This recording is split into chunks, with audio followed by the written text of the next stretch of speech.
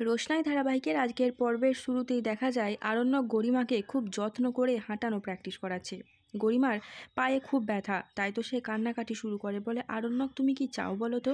আমার পাটা সারা জীবনের জন্য নষ্ট করতে চাইছো? এ কথা শুনে আরণ্যক অবাক হয়ে যায়। বলে, তুমি আমাকে এতটা ঘেন্না করো গরিমা? তোমার জীবনে আমার কি কোনো কন্ট্রিবিউশন নেই? আমার একটাই চাওয়া, তোমাকে গোটা দুনিয়ার লোক দেখবে। তারা এটা জানবে যে মানুষ চাইলে সব কিছু করতে পারে।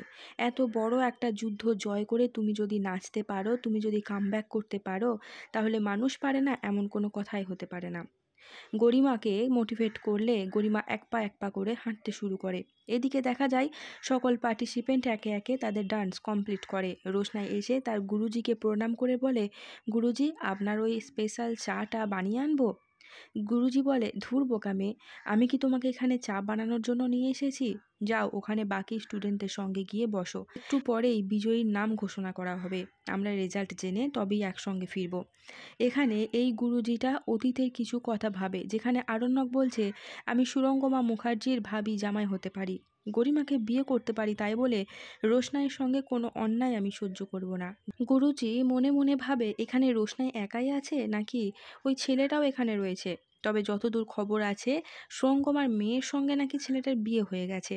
এখানে গরিমা আরণ্যককে বলে, তুমি আমাকে কথা দাও, তুমি কখনোই আর রোশনাইয়ের সঙ্গে যোগাযোগ করবে না, ওর খোঁজ নেওয়ার কোনো চেষ্টা করবে না তুমি।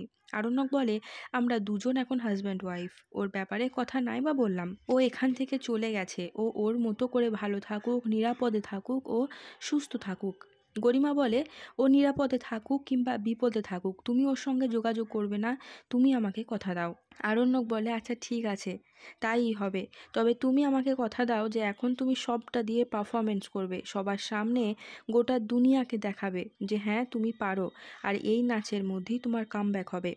সুরঙ্গমা এখানে কাউকে একটা ফোন করে বলে যে রোশনাইয়ের কোনো খবর পাওয়া গেছে কি? তবে কি রাজেশ রোশনাইকে কিডন্যাপ করলো? আমার একটাই প্রার্থনা যে রোশনাই যেখানেই থাকুক সে যেন রাজেশের কাছে থাকে।